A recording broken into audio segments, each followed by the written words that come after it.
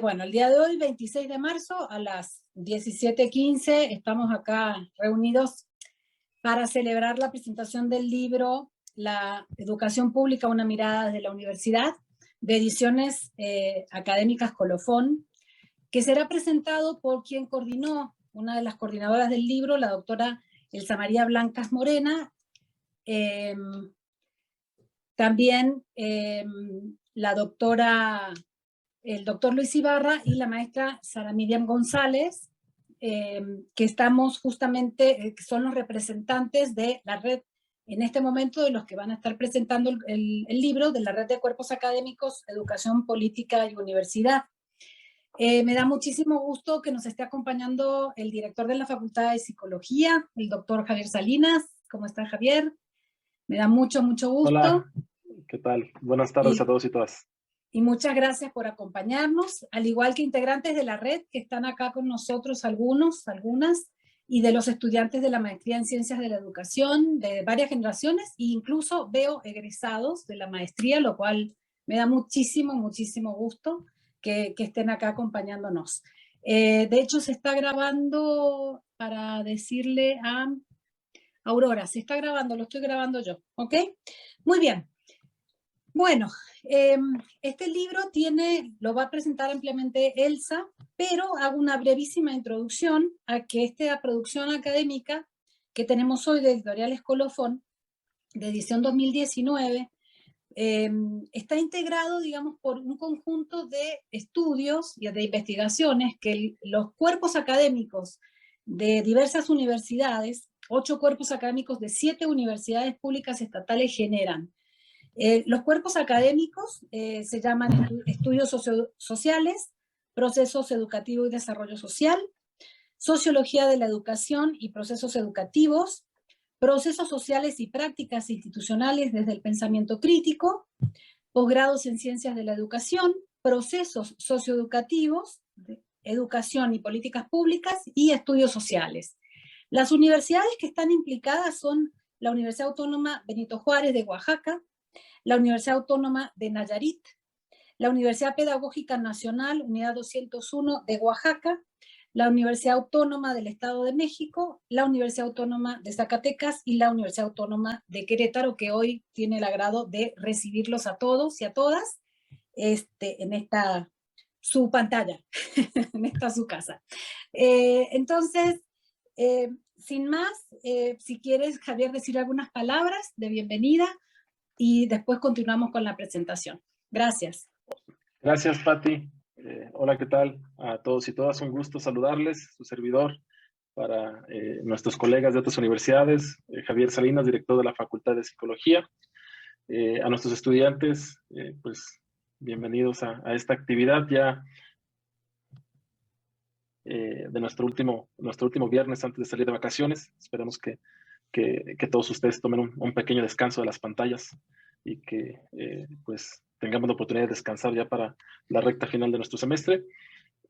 Pues muchísimas gracias por invitarme a esta sesión. Estaré un rato con ustedes para la presentación de este libro que por lo que hemos visto y por lo que a mí me ha tocado ver, sobre todo con el cuerpo académico de procesos psicoeducativos o socioeducativos, ya no me acuerdo, socioeducativos. pero sí es de socioeducativos, pues siempre han tenido bastantes actividades. Me da mucho gusto que las actividades que han coordinado, me consta el doctor Luis, que muchas veces está encabezando los trabajos con ustedes en redes, pues que se puedan fortalecer y se puedan materializar en este tipo de ejercicios como es un libro. Creo que ya no es el primero que se hace en colectivo, y pues aquí en la Facultad de Psicología nos gusta tener este tipo de actividades, nos gusta trabajar en red, nos gusta conocer qué es lo que se está haciendo en otras universidades, cuáles son los campos temáticos que se están trabajando en otros espacios, porque eso yo creo que al final del día permite enriquecer la formación de nuestros estudiantes, que es una de nuestras prioridades, que nuestros estudiantes tengan la capacidad de diálogo y de conocer qué es lo que están desarrollando otros investigadores en otros entornos. Agradezco mucho su generosidad, porque al final del día este es un acto de generosidad, de estar trabajando en red, estar trabajando colaborativamente, desinteresadamente, y que pues estas experiencias, estos capítulos que componen este libro también les sirvan de experiencia a nuestros alumnos para ver cómo se lleva a cabo la investigación y que ellos también vayan generando sus propios productos, que vean que hacer investigación, si bien es un proceso riguroso, también es un proceso posible que se tiene que materializar en este tipo de productos como lo es un libro. Y pues enhorabuena, que sea una presentación muy fructífera y desde todos y todas. Muchas gracias. Muchísimas gracias Javier por tus palabras. Y bueno, sin más y con el preámbulo un poco atropellado de este día, bueno, está dividida la sesión, como es un libro coordinado justamente por la doctora Elsa Blancas y la doctora Irma Lorena Acosta. Lo que tenemos pensado es justamente una primera parte en donde Elsa nos presente un poco del libro, pero antes que hable ella un poco la historia de la red que el doctor Luis Ibarra nos va a compartir, qué es esta red que nos convoca y nos sigue convocando, y posteriormente pasaríamos a la presentación mediante algunas preguntas generadas para Elsa y para Miriam y para el doctor Luis, que también presentarían parte de su contribución al libro. Así que, doctor Luis Ibarra, uno de los fundadores de nuestra red es el doctor Max, y yo le pedí a él que por favor nos diera un breve repaso de lo que fue desde su fundación hasta ahora. Creo que él tiene muy fresco, muy vivo lo que ha sucedido con nuestra red. Entonces, doy la palabra a mi querido compañero Maximiliano Valle Cruz. Él viene de la Universidad Autónoma del Estado de México. Si le puedes dar el micrófono a Max, por favor. Sí, Max. Sí, por supuesto, Max. Tú puedes desactivar el teléfono, el micrófono. No, a ver, espérame tantito, Max, que no te escucho. Ahí voy.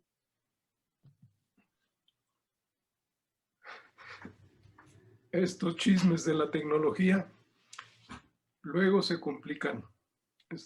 Así es, espérenme dos. Pero como decía un sabio, que no cunda el pánico. Ya.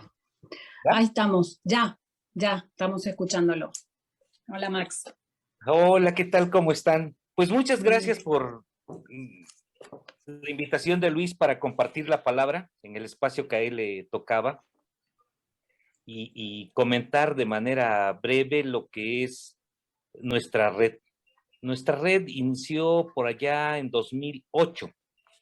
Se convocó en el marco de un foro regional de educación, historia, política y procesos educativos. Ese foro lo habíamos creado acá en la licenciatura en educación de la Universidad del Estado de México, el Cuerpo Académico de Educación y Políticas Educativas, con el propósito de abrir un espacio donde nuestros estudiantes o estudiantes de otras instituciones participaran al lado de investigadores. Esa era la premisa de ese foro. Y dijimos, bueno, ¿por qué no impulsamos la creación de una red de cuerpos académicos que se dediquen a la investigación en cuestión de educación superior? La idea era educación superior, aunque hemos visto que conforme ha ido evolucionando la red pues ya 13 años, ¿sí? Del 2008, se han incorporado otros cuerpos académicos. Originalmente éramos 8 cuerpos académicos de la Universidad Autónoma de Morelos, la de Oaxaca, la de Querétaro, la de Nayarit, la de Zacatecas, la de Quintana Roo y nosotros, la UMX. ¿Sí? Eran 8 cuerpos académicos porque había 2 de Oaxaca. Entonces, así es como surgió, y bueno, uno puede recordar los nombres de los compañeros, de Olga, de Antonio, de Luis, de Bernabé, ¿sí? De Adi Rodríguez, de Rosa María, que son los que estuvieron en esa reunión inicial donde se empezó a constituir la red mediante un acuerdo entre los representantes de los cuerpos académicos que aceptaron la convocatoria. Pero lo peculiar de esta red es que no es una red que la hayamos creado en el seno o en el marco de esas políticas que establece la SEP para la constitución de redes, sino que el esfuerzo que nosotros hicimos fue el de promover un acuerdo de intercambio académico entre nuestras universidades para dar origen a la red. Tardamos casi 2 años en los trámites para que surgiera la red mediante un convenio de intercambio académico entre nuestras universidades. Pero ahí lo tenemos. Actualmente, ya por la política, dicen que la renovación la hacemos por periodos de 3 años, lo podemos hacer mediante un acuerdo operativo entre representantes de los cuerpos académicos. La idea era que pudiéramos intercambiar nuestras experiencias en investigación, nuestras preocupaciones, yo digo siempre político-educativas, en esta red, organizando un seminario y proponiéndonos realizar investigación o intercambios también, colaboraciones que se han plasmado en este tiempo en la organización de 13 seminarios nacionales de política educativa, que es de donde han surgido nuestras publicaciones. No son 13 publicaciones las que tenemos, porque en los primeros 2 seminarios, pues fue como estarnos conociendo, estar preparando y constituir el seminario como un espacio de diálogo, de discusión, de crítica al trabajo que estábamos haciendo, en el ánimo de que nuestras investigaciones se fueran enriqueciendo. Y así es como hemos venido funcionando. No es un seminario nacional de políticas educativas que se organice también como un congreso convencional donde se abre una convocatoria y asisten de manera masiva. No, sino es un seminario fundamentalmente para los integrantes de la red, que yo hacía cuentas en el último seminario que hicimos, del año pasado, que viendo cuántos son los integrantes de cada cuerpo académico, estamos alrededor de unos 65 o 70 profesores e investigadores. Aunque en los seminarios, los momentos en que hemos tenido mayor participación ha sido de cerca de 30 compañeros, presentando ponencias, discutiendo sus proyectos y tomando con muy buen ánimo las observaciones que los compañeros hacen a los proyectos. Yo creo que esa es la riqueza de nuestra red y cómo el trabajo de la red ha tenido como resultado un proyecto de investigación. Nos habíamos propuesto, y cada vez que nos vemos nos proponemos que a ver si podemos organizar uno, pero lamentablemente no hemos podido coincidir para organizarnos y desarrollar un proyecto de investigación conjunta, porque es muy problemático coordinar los trabajos de investigación entre instituciones, la verdad, así como lo tenemos. Y sin embargo lo hicimos, y fue un proyecto sobre educación y violencia, especialmente de cómo se manifiesta la violencia en las instituciones de educación superior. No, no es estas cuestiones de las que dicen el bullying o cuestiones de este tipo, sino no, o sea, veíamos cómo hay una violencia, decíamos, simbólica, y el que nos insistía mucho era Toño Arroyo acerca de este tipo de cuestiones, cómo hay una violencia en el lenguaje que se usa, en las formas, decía Luis, de organizar la enseñanza y aprendizaje en la educación superior. Y también Bernabé nos insistía mucho en este tipo de cuestiones. Entonces, eso es lo que le ha dado riqueza, lo que le ha dado dinamismo, que hay compañeros como Luis, como Vicky, como Saúl de Oaxaca, ¿sí? Cristina de Zacatecas, ¿sí? Yo mismo, de acá en la UNAM, que hemos tratado de mantener ese espíritu de nuestra red y de nuestro seminario, y que podemos decir satisfactoriamente que hemos logrado 10 publicaciones, 10 libros. Esa es la historia de nuestra red y ojalá sigamos trabajando. Y es un gusto estar aquí con los compañeros para la presentación de este último libro de la red. Muchas gracias. Muchas gracias, Max. Muchísimas gracias por tus palabras y por este recuento histórico que sin duda nos deja mucho. Creo que habría que escribir sobre justamente esta configuración histórica de la red. Esa es una tarea que quizás nos tendríamos que llevar para el 2021. Y bueno, cuestiones con las que estamos compartiendo justamente, que es de lo que se trata, ¿no? Este espíritu tan bonito que tiene esta red, que es compartir. Así que muchísimas gracias, excelente que hayas podido estar y seguir estando con nosotros hoy.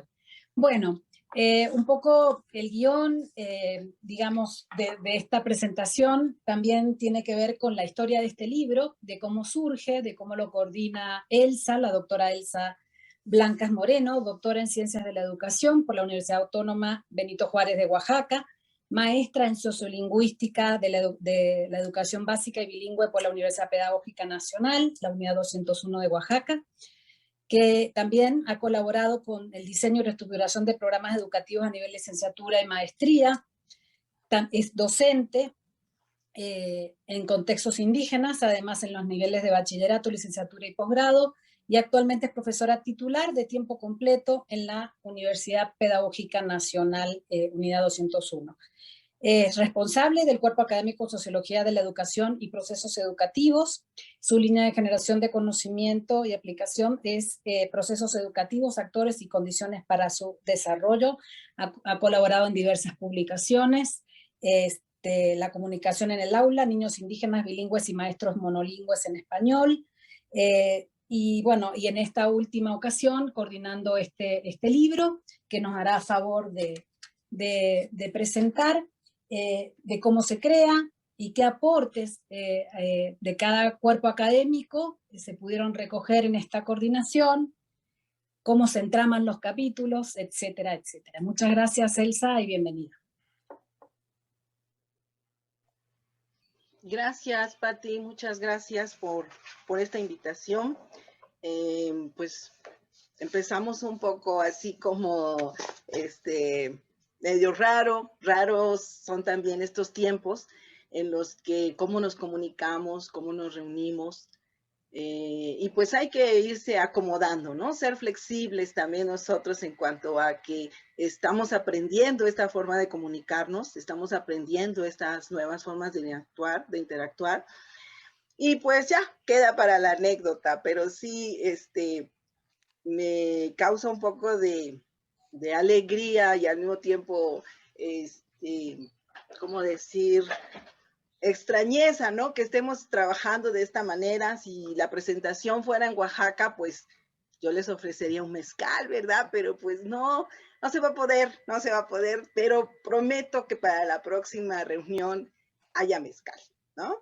Entonces, pues agradezco mucho la invitación, agradezco mucho que el cuerpo académico de la Universidad Autónoma de Querétaro haya decidido hacer la presentación de nuestro libro, aunque ya la hicimos una vez en la reunión precisamente, pero pues es necesario abrir estos espacios, ¿no? Estos espacios de reflexión y de difusión del trabajo académico. Entonces, muchas gracias por la invitación a la Universidad Autónoma de Querétaro, al cuerpo académico que están aquí sus integrantes, y muchas gracias también a nuestros amigos que están aquí presentes, a nuestras familias que también se solidarizan con este trabajo, y también a nuestros estudiantes. Aquí también están presentes estudiantes de la maestría en sociolingüística, de la educación básica y bilingüe, que trabaja aquí en la Universidad Pedagógica Nacional 201, y pues es muy grato para mí verlos y saber que están interesados en estos trabajos, ¿no? Bien, bueno, yo quiero presentar el libro en un marco del esfuerzo que hacen los profesores de las universidades para escribir, ¿no? Porque además de todas las tareas que hacemos en la universidad, que tiene que ver con las clases, que tienen que ver con los trabajos, que tienen que ver con hacer procesos de titulación y todo lo que ahora nos piden, ¿no? Además tenemos que escribir. Y bueno, nosotros todos los que estamos aquí en el libro, pues les robamos energías a otros espacios también para poder escribir. Por eso también es que agradecemos mucho estos espacios como el que se abre ahora para difundir las reflexiones y los escritos que hemos hecho acerca de la Universidad Pública en México. Muy bien.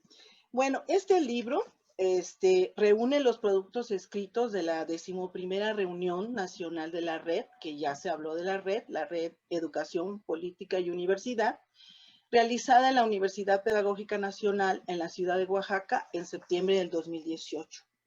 El libro estaba pensado en salir a principios del 2020, pero pues por toda la situación que hemos vivido, pues no vio luz hasta hace algunos meses, ¿no?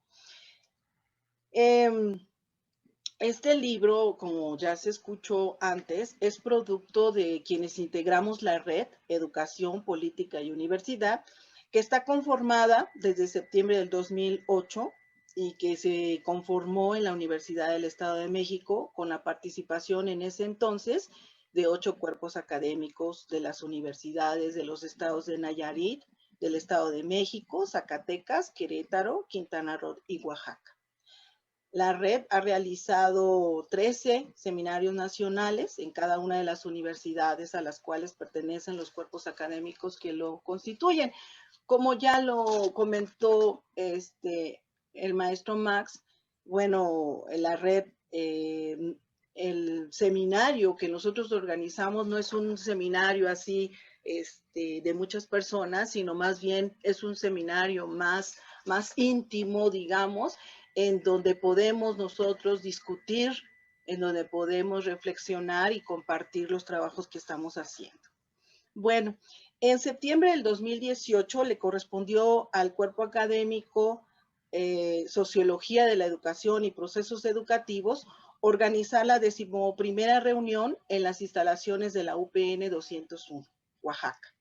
En esta ocasión asistieron los compañeros de los distintos cuerpos académicos a las instalaciones aquí en Jojocotlán, Oaxaca. Ahí presentamos y discutimos por 2 días los temas que agrupan e interesan a la red y que son, por supuesto, educación, política y universidad. Estos 3 temas son los ejes de discusión, son los grandes ejes de discusión que tenemos los integrantes de la red y que por supuesto se entrelazan con los intereses académicos que cada uno de nosotros tiene en particular, pero también los que tienen los cuerpos académicos como líneas de generación y aplicación del conocimiento, ¿no? Entonces, los libros que la red ha editado son ricos por esa diversidad que tienen en cuanto a cómo se miran los problemas y en cuanto a cómo se reflexiona, ¿no? Entonces, este es el libro producto del encuentro que tuvimos en Oaxaca Y bueno, yo lo voy a presumir aquí un poco. Este es el libro que se formó, que se conformó de las ponencias que se realizaron en Oaxaca. Muy bien. Bueno, voy a hablar un poco de cómo está constituido el libro. El libro consta de 9 capítulos, ¿sí?, estructurados en 3 apartados. El primer apartado se denominó El acontecer en el espacio universitario. El segundo apartado se llama Los desafíos de la universidad ante la formación profesional. Y el último apartado se denominó La reflexión crítica en la universidad. Como ven, estos 3 apartados lo que hacen es discutir el tema de la universidad, sí, pero en el contexto actual, en las políticas educativas actuales, con los sujetos actuales, las problemáticas actuales de financiamiento, de acceso, de permanencia, de evaluación docente, etcétera. Muy bien. Bueno, el primer apartado, que se denomina El acontecer en el espacio universitario, consta de 4 capítulos. El primer capítulo se denomina Aproximación del discurso institucional sobre las políticas de planeación de la educación superior mexicana hacia una propuesta social y culturalmente responsable. Ahí los autores son la doctora Guadalupe Nancy Nava Gómez, la doctora Rosalba Moreno Coahuila y el doctor Emilio Gerardo Arriaga Alavés. En este artículo, los autores plantean algunos de los principales problemas que enfrenta la educación superior mexicana bajo la óptica del análisis del discurso social e institucional. También analizan la posibilidad de superar estas problemáticas a través de asumir un liderazgo que reconozca diferencias y asuma identidades culturales de manera socialmente responsable como un camino necesario para el futuro de los jóvenes universitarios, en donde la lucha por el acceso y la permanencia en la educación superior es un tema muy importante. El segundo capítulo se llama Transformación de las políticas sociales y educación, y el autor es el maestro Maximiliano Valle, que hace un rato tuvo una participación aquí. El trabajo del maestro Maximiliano nos presenta discusiones de por sí interesantes para la educación universitaria en México. En este capítulo se aborda una revisión histórica acerca del pensamiento económico, las subsecuentes escuelas de desarrollo teórico y las implicaciones en las políticas de Estado para la atención a los problemas sociales. Ese es el segundo capítulo. El tercer capítulo se denomina la crisis de las universidades en el contexto global. El caso de la UAPJO México y de la Universidad de York, Canadá. Este artículo, las autoras son Virginia Guadalupe Reyes de la Cruz y la doctora Ana María Alvarado Juárez. Por ahí vi que Vicky está presente. Y bueno, el artículo que escriben Vicky y la doctora Ana tiene que ver con una experiencia académica producto de su estancia de investigación en la Universidad de York, en Canadá. En esta estancia académica, las compañeras tienen la oportunidad de hacer una observación y reflexión comparada, digamos un poco, entre una huelga en la Universidad de York, Canadá, y un movimiento de huelga en la Universidad Autónoma Benito Juárez de Oaxaca. Y ahí en ese artículo podemos ver la reflexión que hacen de cómo se vive un movimiento de oposición a las autoridades universitarias, ¿no? Y cómo cada institución tiene su dinámica y su manera de entablar el diálogo con las autoridades. Ahí está. El capítulo 4 se denomina Dispositivos disciplinarios y el control laboral en la universidad, y su autora es la doctora Irma Lorena Acosta Reveles, quien también coordinó este libro en la parte final. Bien, la autora, la doctora Irma, Empieza su trabajo exponiendo las discusiones más influyentes sobre regulación laboral en la universidad, llevadas más tarde a la actividad académica. En este trabajo, define los dispositivos disciplinarios desde una explicación teórica, para más tarde definir el modelo que se busca fortalecer tras la aplicación de toda esta tecnología de control en la que vemos subsumida a las universidades. De ahí que ahora compartamos todo ese discurso de colaboración, eficiencia, evaluación y productividad. La doctora Irma expone sin piedad alguna el andamiaje regulatorio eficaz por el que se sostiene el concurso de todos los involucrados. Bueno, este es el primer apartado, digamos, con 4 capítulos. Enseguida tenemos el segundo apartado que se denomina los desafíos de la universidad ante la formación profesional. Ahí tenemos el capítulo de la doctora Sara Miriam González Ramírez, de la doctora María del Carmen Díaz de Mejía y de María Araceli Nieves Chávez.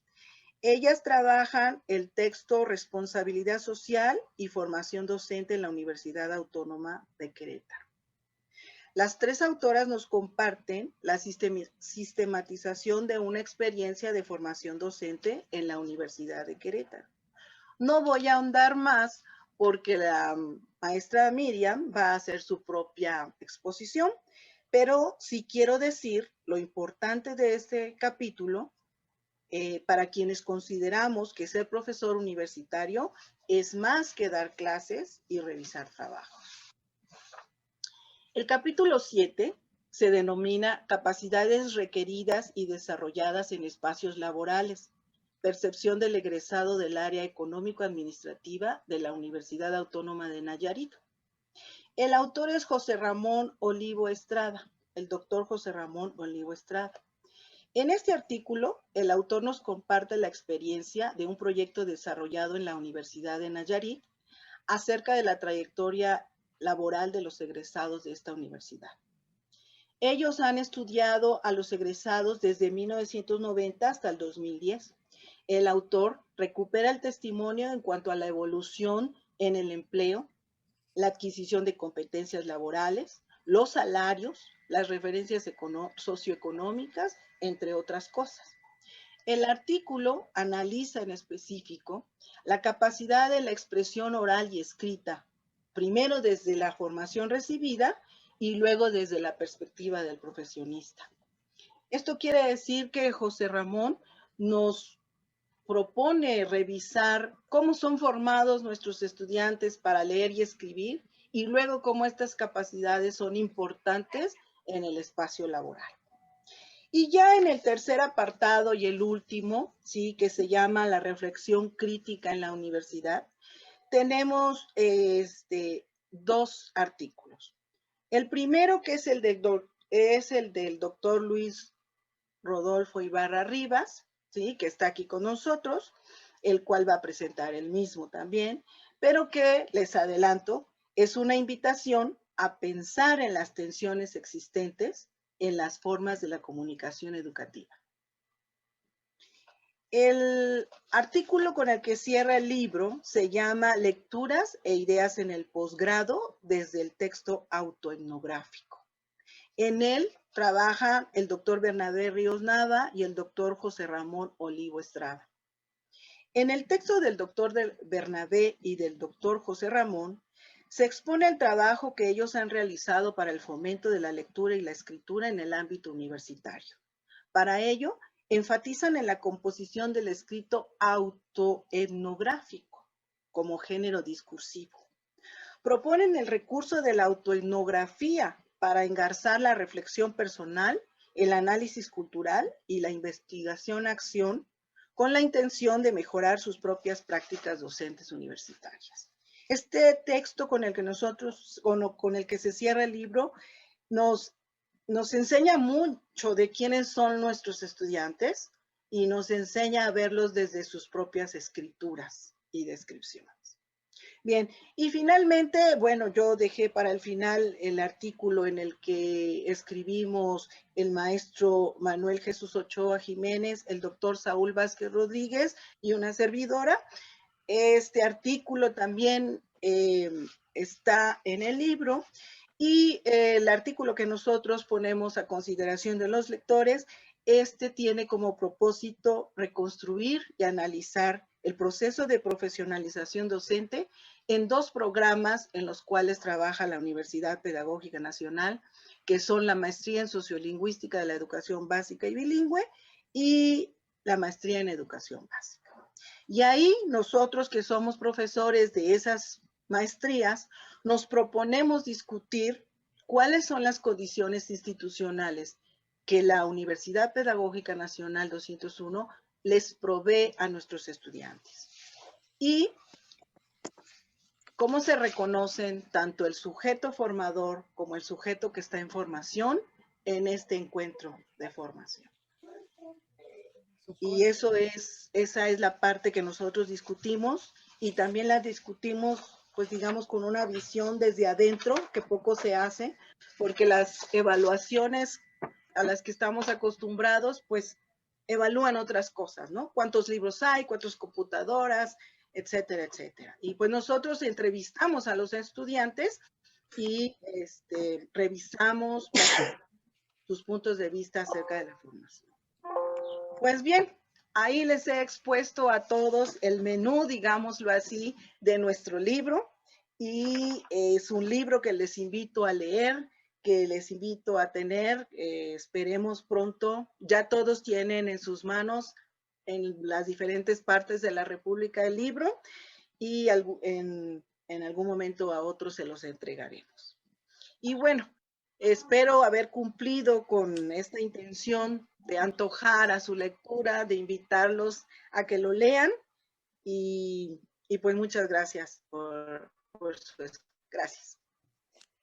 Muchas gracias, muchísimas gracias, Elsa, por tu exhaustiva labor de sintetizar algo tan diverso, en efecto, justamente invitarnos a leer esta diversidad, porque cuando tú nos lo relatas, se hace distinto digamos, incluso leer el propio prólogo del libro, que está hecho a cargo del doctor Pedro Flores Crespo, pero cuando tú lo narras, justamente se siente otro tipo de apertura, ¿no? En tu visión como coordinadora y bueno, muchísimas gracias.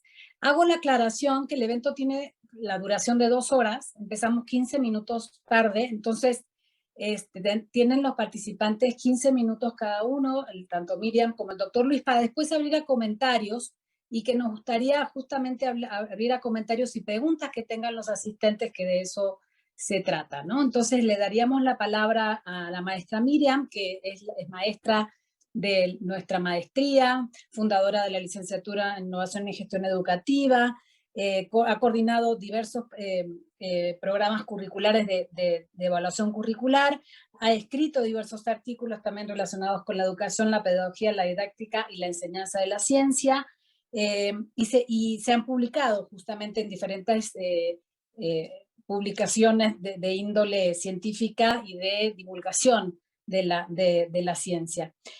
Fue responsable justamente del curso institucional de formación de profesores de responsabilidad social durante 2017 y 2019, de lo cual justamente habla su capítulo. Muchas gracias, Miriam.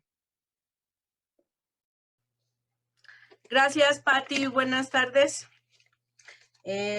Muchas gracias por su asistencia y por su tolerancia ante la situación emergente de la computadora que no me dejaba entrar. Pero bueno, voy a leer, dado que se me lengua la traba, voy a leer una parte de lo que tratamos de presentar en este artículo, en este libro. Desde el marco de la pedagogía y sociología aplicada en la educación, las reflexiones de los que intervienen en el acto de enseñar radican principalmente sobre 3 posibilidades: qué conocen de la educación, lo ontológico, y cómo conocen lo educativo, lo epistemológico. además de incorporar un tercer elemento que es el cómo se adapta lo educativo, lo disciplinar al acto educativo. En un contexto donde prevalece una política educativa transitoria y cambiante, el docente debe estar preparado para someterse o bien oponerse a las imposiciones del orden político, económico y a veces institucionales que rigen actualmente a la educación nacional, el modelo neoliberal.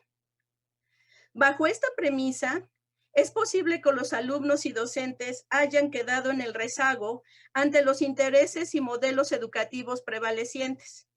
Pareciera que, en la política actual, el imperativo radica en el cumplimiento eficaz y eficiente de los indicadores de calidad, y esto ha llevado a un proceso de deshumanización en la educación y en la sociedad.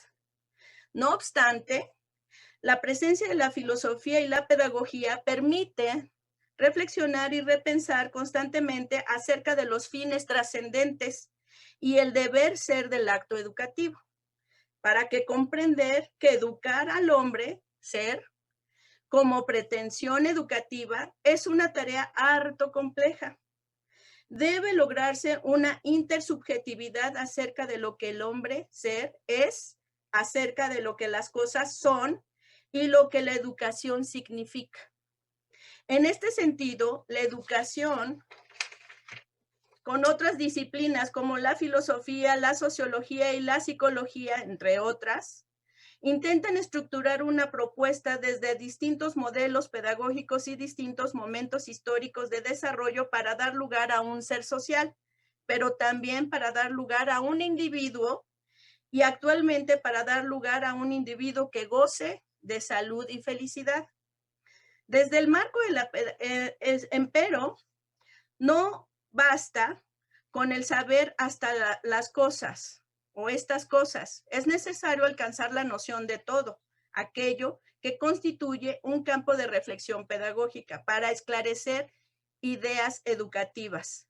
Es decir, asumir una postura crítica que aclare todos aquellos conceptos, enunciados o argumentos que se utilizan en el ámbito educativo. De tal forma, entendiendo que educar es la acción de potenciar las facultades de un ser. No se puede, por lo tanto, hablar de educación sin entender al ser en cuestión. En otras palabras, comprender el objeto, pero también al sujeto de la educación, para atender y perfeccionar los procesos educativos. Estos deben abordarse de forma profunda, contemplando una propia reflexión filosófica acerca de sí mismos. En este sentido, es importante comprender que no solo se trata de entender la enseñanza, de pensar filosóficamente o fundamento teórico de sistemas, estructuras educativas, sino que deben también asumirse como una forma de vivir, una manera de ser y valorar el comportamiento en las instituciones y en los procesos y acciones sociales. Por lo antes mencionado, es relevante formar a los maestros para que puedan intervenir en lo conceptual, cognitiva y metodológica de la enseñanza integral. Repito, de la enseñanza integral, para sensibilizar y formar procesos de integración cognitiva del cuidado de sí y del otro. Formar al maestro para que a su vez pueda formar a su estudiante no solo en conocimiento disciplinar y profesional, sino en condiciones de saber vivir y saber convivir. En otras palabras, se trata de la instrumentación de los fundamentos filosóficos de la educación que pueden ser puestos en práctica y que responde a su vez a una racionalidad lógica, pedagógica y didáctica para concientizar en las condiciones de mundo. ¿Cuáles condiciones de mundo? ¿Qué es lo que nos aqueja? ¿Qué es emergente o urgente?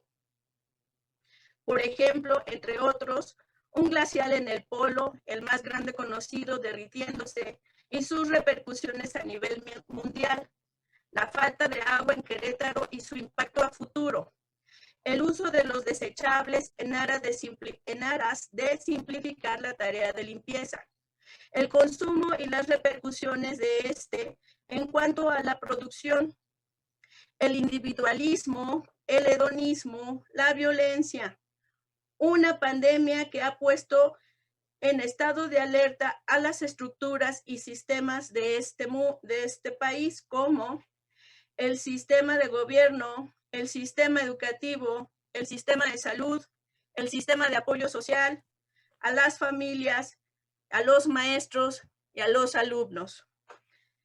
Estamos trabajando, educando y viviendo bajo los requerimientos de las instancias globales, con sus objetivos de desarrollo sostenible para el desarrollo de un pensamiento ecológico por parte de todos. Trabajar una idea de inclusión para ser sensibles ante los individuos diferentes. Una idea de no discriminación, una idea de equidad para abatir la pobreza. Una idea de igualdad de género para establecer la igualdad de oportunidades y de desarrollo personal.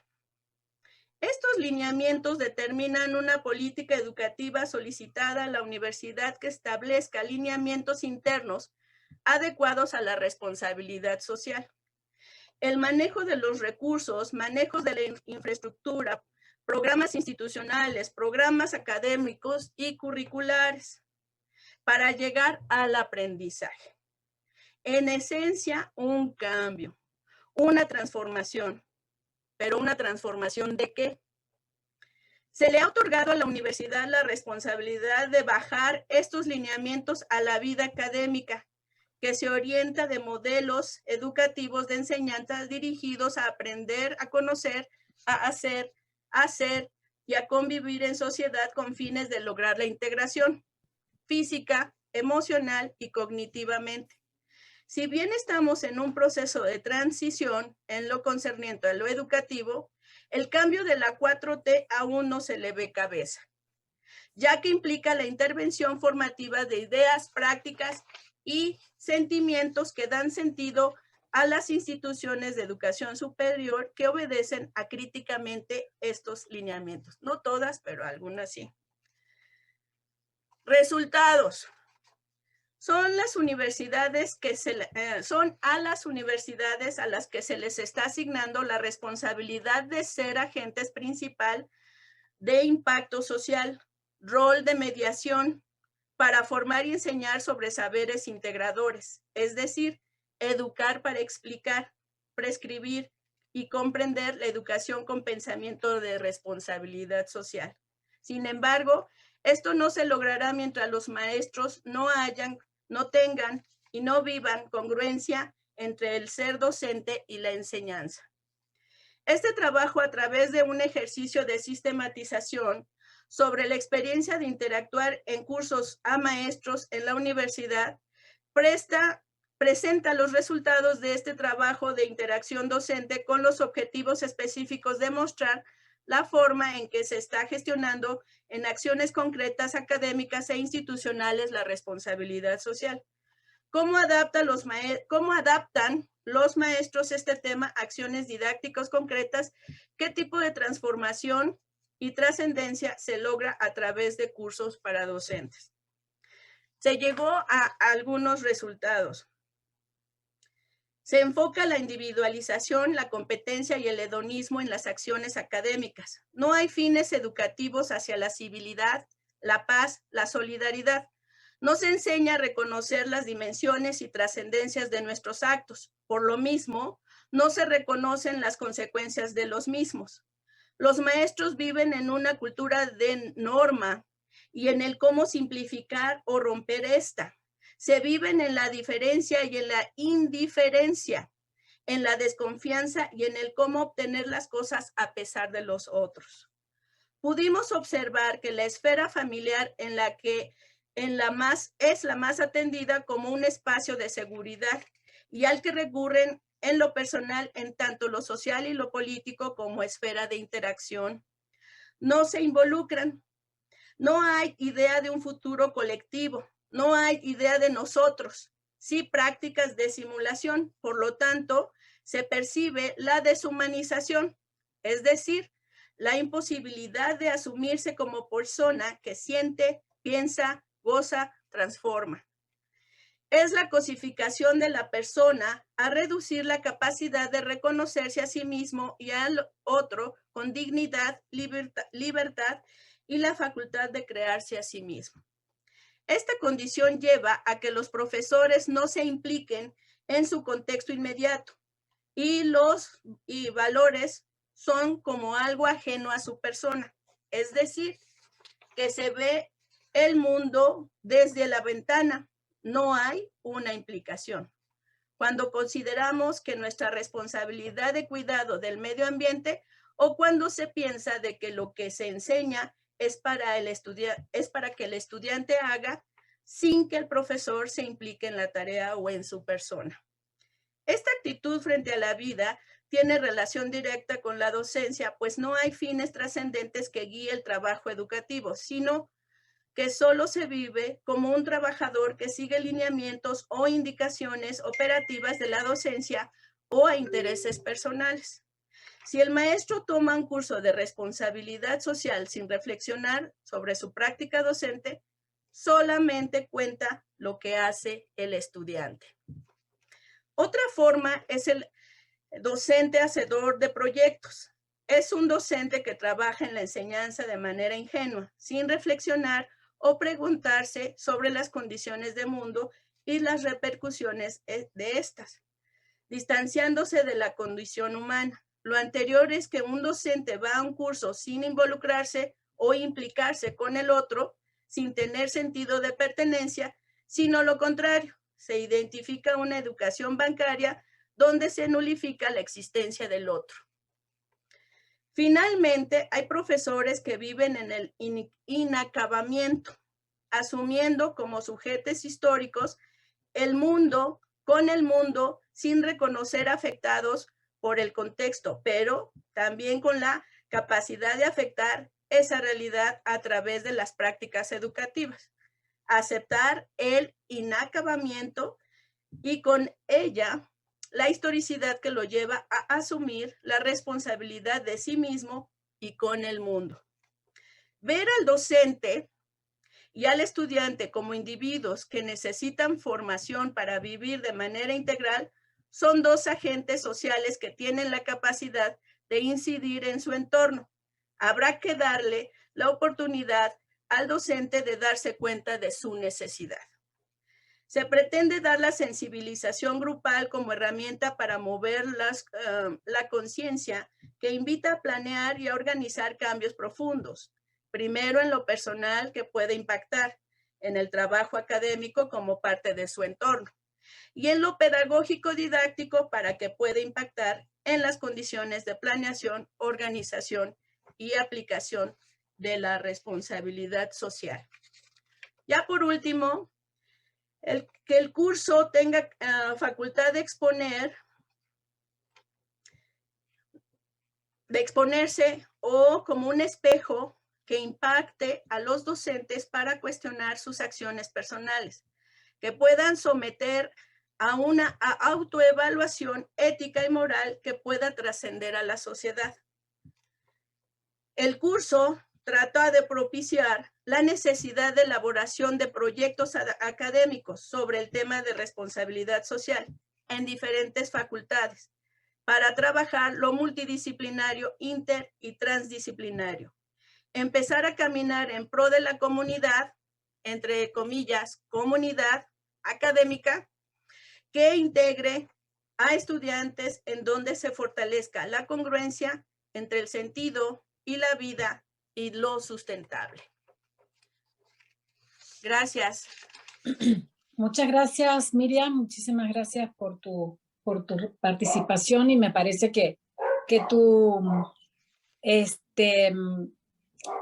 justamente que tu aporte va mucho más allá de lo que está escrito en el libro y entonces refresca muchísimo más, ¿no? Esperemos que haya preguntas que hacerte por parte de todos los participantes. Ahorita vamos a darle la palabra al doctor Luis Ibarra, a quien voy a ser anfitrión en este momento para compartir su pantalla. Permítanme, por favor.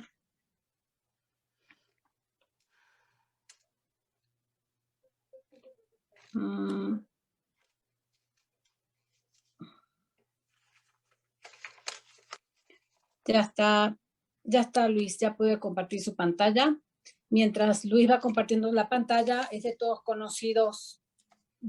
conocido el querido doctor Luis Ibarra, que nos presenta, bueno, nació en el Distrito Federal, hoy Ciudad de México, tiene los 2 grados de maestro en Ciencias de la Educación y de doctor en Educación por la Universidad Autónoma del Estado de Morelos, y también egresado de la Universidad Autónoma de Querétaro en los estudios de posgrado en la universidad. Es profesor investigador aquí mismo en la Facultad de Psicología, en la Maestría en Ciencias de la Educación, y por supuesto que múltiples publicaciones. Su área de interés en investigaciones sobre prácticas socioeducativas, y en la actualidad investiga sobre los nexos educación y complejidad. Ya tenemos la pantalla para que el doctor Luis nos pueda estar presentando su ponencia. Gracias.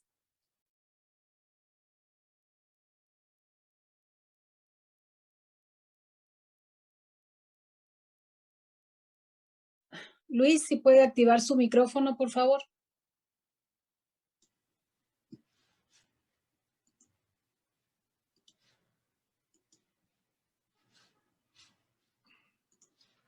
Decía hace un momento, si se ve las palabras que están ahí, a excepción de una, seguramente la mayoría, si no es que todas dicen, yo las conozco.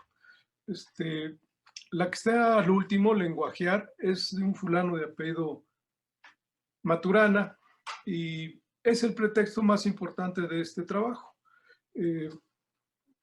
Para que me pueda entrar en su corazón y en su CPU, debo decir cómo surge mi trabajo.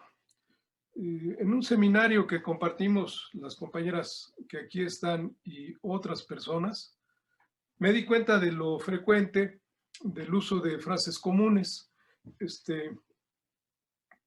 Y no solo en ese seminario, sino consejos académicos, reuniones de profes.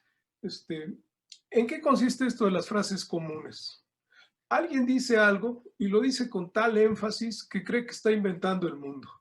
La bella foto que está ahí es el Bester Gordillo, y quizás cuando estaba hablando acerca de las normales rurales como Ayotzinapa, la mujer en algún momento dijo, no es lo mismo libertad que libertinaje. Si uno le preguntara a ella, bueno, está bien, dime dónde es la raya, la frontera de donde se pasa de uno a otro lugar. Y el problema que tienen las frases comunes, y por eso es motivo de mi estudio, es que no las sostiene más que el aire con que son expulsadas. Se acaba el aire y como en este caso lo de no es lo mismo libertad que libertinaje, lo que viene después es la ignorancia de qué es lo que trata de decir y solo la invitación a un moralizar. En mi caso, lo que voy a tratar de hacer aquí es vincular estos 3 conceptos. Si dentro de 10 minutos y cachito lo consigo, será un éxito. Empiezo por el que tal vez todos creamos que sabemos que es la universidad moderna, aquella que debe de ser, es decir, es un imperativo categórico de Kant, aquella que debe ser aquella que facilite el aprendizaje. Ya no es educar, no es el verbo así en su totalidad, sino reducido a aprendizaje. Bueno, otros dicen, basados en otro autor, es transmitir la cultura de una generación vieja a otra joven. Otro de cuño marxista dice, no es eso, es imponer un arbitrario cultural. Unos más bienaventurados dicen, educar es una vocación, no se puede educar si no hay una vocación. Contra ellos dicen otros, no hombre, educar es una chamba, es un trabajo, yo lo hago por dinero. Uno más dice, educar es un acto de fe. Si no tienes fe en un futuro, si no educas para un futuro, no hay educación posible. Y algunos viejos que ya están muy fuera de la tribuna, lamentablemente para nosotros los educadores, dicen que educar solo es una parte de humanizar. Y solo es una parte de humanizar porque además de educar, también hay que socializar y hay que jugar. Un profe en el salón de clases no es una máquina de enseñar. Un alumno no es una máquina de aprender. Lo que hacemos en el salón de clases es, en algún momento, ponernos a juguetear, en otros casos a platicar los chismes de último momento, y en algún momento sí invitamos a pensar, reflexionar, conocer o aprender, o bien actuar con mayor inteligencia. Ojalá pueda yo, con esta rápida alocución, mostrar que a educar uno puede creer que es algo que uno ya conoce y que además su verdad se contrapone a otras verdades. Ahora, ¿qué es esto de pensar? Hay autores que han gastado mucha tinta y papel para poderlo decir. Yo aquí lo simplifico de manera muy simplona. Hay un pensar de sentido común. El que hace la teoría de las representaciones sociales dice que el sentido común es la ciencia con que el vulgo, el pueblo, los que conformamos la nación, nos explicamos el mundo. Y es por eso la ciencia del sentido común. Hay una contraposición entre sentido común, el sentido del pueblo o vulgar, y el pensar filosófico y científico. Los que somos cientificazos decimos, eso es puro sentido común, y se nos para el cuellote y nos sentimos de la mano de Dios. Es decir, despreciamos al vulgo. Y lo que no nos percatamos es de que el más científico de los científicos en algo tiene algo de sentido común. Trato de decir con esto de que no son sistemas total y absolutamente separados, son sistemas que en algún momento se confunden. Hay otra forma de pensar que está entre el sentido común y el sentido, digámoslo así, objetivo. Y le llama un autor núcleo de buen sentido. Para otros es la sabiduría popular. Es decir, hay cosas o hechos sociales que a lo largo del tiempo el ser humano ha creado para poder comprender, sin llegar a la comprensión filosófica o científica, pero despegándose del sentido común. Es una etapa intermedia, digámoslo así, entre sentido común y ciencia u objetividad. Cualquiera que sea el caso, uno cuando piensa, produce pensamientos. Y los pensamientos pueden ser lugares comunes, como no es lo mismo libertad que libertinaje. O pueden ser, yo les puedo decir ahorita un montón de frases comunes, pero perderían tiempo con ello. O bien se pueden hacer parte de la sabiduría popular e incorporar lo que socialmente se ha producido.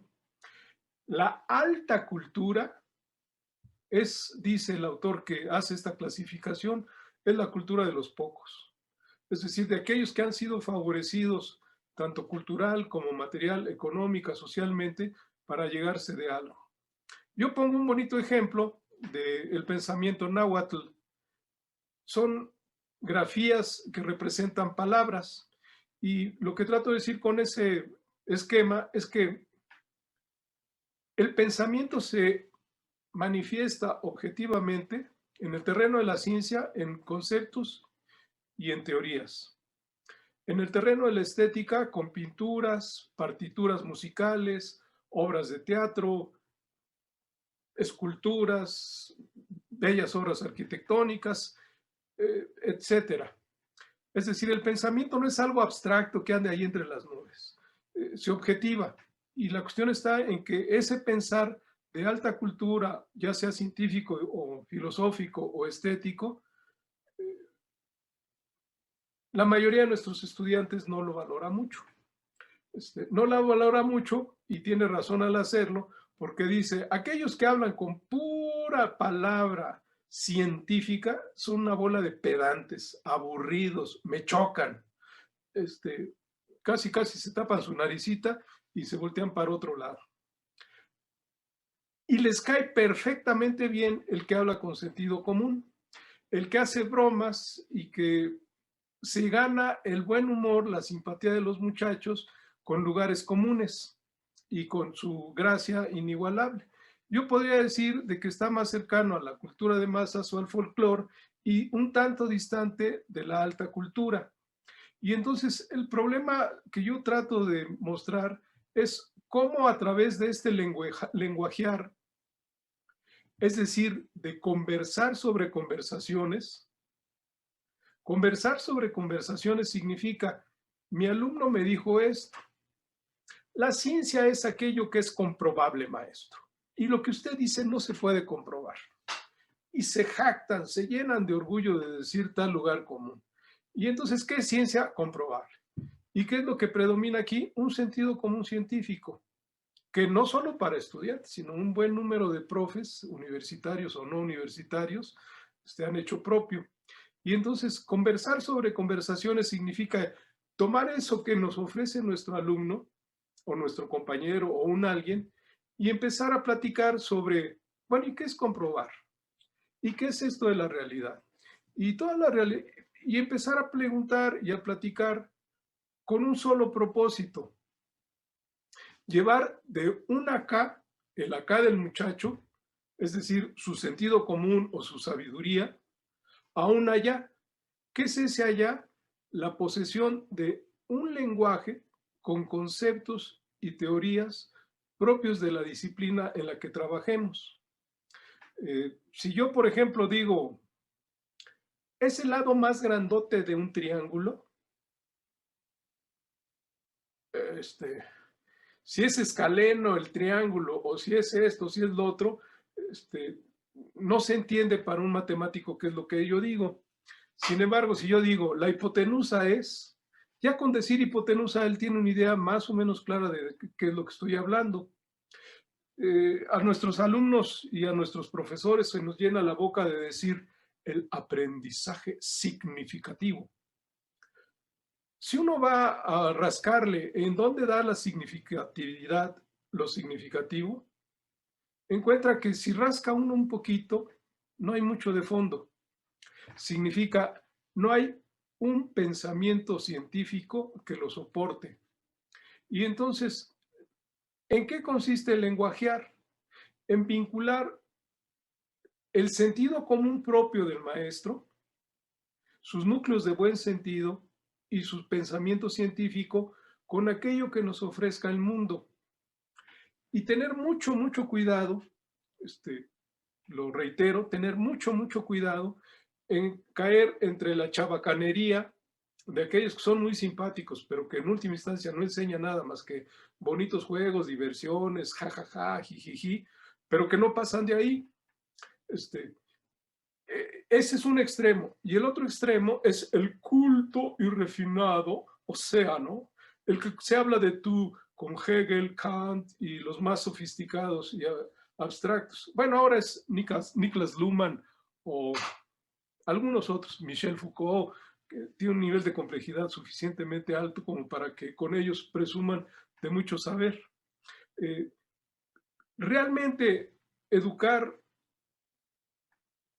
pudiera pensarse como ese acto de llevar a nuestros jóvenes y a nosotros mismos de una situación dada a otra muy diferente. Y cuando hablo de situación, no solo me refiero a pensar, aunque aquí así lo diga. En el artículo yo digo que un hombre es pensar, actuar y valorar, es decir, sentir y dar una respuesta sobre lo que está sintiendo. De tal suerte que mi invitación es dejar un tanto de lado las frases comunes y lo que vienen aparejadas a ellas. Casi siempre que uno ofrece una frase común, lo que hace es mostrar su afecto. Y el afecto es algo que uno de ninguna manera piensa, reflexiona, valora. Simple y sencillamente emite como creyendo que uno dice en una primera ocasión la pura verdad. para no excederme en el tiempo, y ojalá ya haya tiempo de comentarios y lenguajeado, termino con esto. Y al terminar con esto, regreso la... Ay, compañera. La anfitriones, ahí donde... ahí donde dice seguridad y... Dice participante Patricia, allí. Voy a... claro. Donde dice Patricia Reutemann, hacer anfitrión. Usted se pone ahí y ya pone hacer anfitrión. ¿Sí? Estoy buscándola en participantes. En participantes. Pero esto es una acción técnica, si quieren ahorita.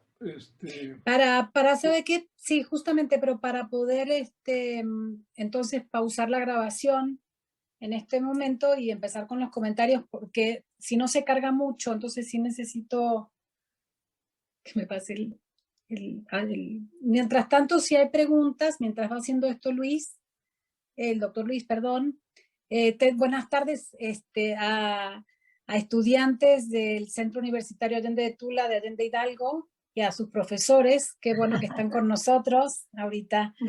No sabíamos, muchas gracias por estar acá. Bueno, hemos escuchado mucha diversidad de cuestiones. Yo tenía algunas preguntas en concreto, pero en abstracto, pero así lenguajeando.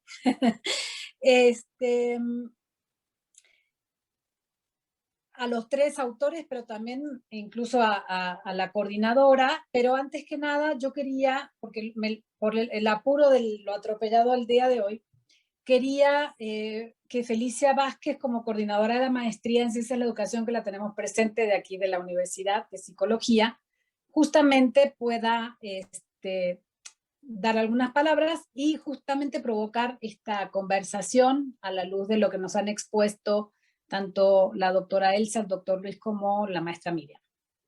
Felicia, te damos la palabra. Cada uno de ustedes ya puede reactivar su micrófono cuando lo necesiten.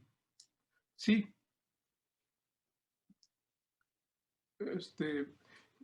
Mira, yo dice permitir que los participantes reactiven el micrófono por ellos mismos, y ya lo oprimí y se supone que ustedes ya lo deben de poder usar. Colega Felicia.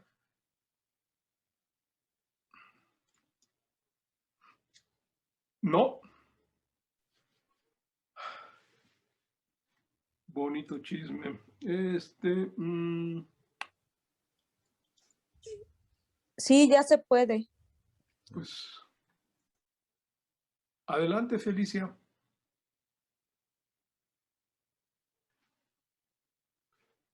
¿Hay alguien que no pudiera reactivar el micrófono? Ya lo activé, Brenda ya me hice Torres, cargo como anfitrión. Brenda Ya Estrada, me hice. nuestras colegas Brenda, ¿sí pueden activarlo? Ya ahorita, permítanme, por favor. Ya quedé como anfitriona nuevamente. Y ya estoy solicitando que todos reactiven el audio. ¿Ya se pudo? Ya se pudo, Okay. gracias. Buenas tardes. Ok, Listo. y voy a apagar la grabación.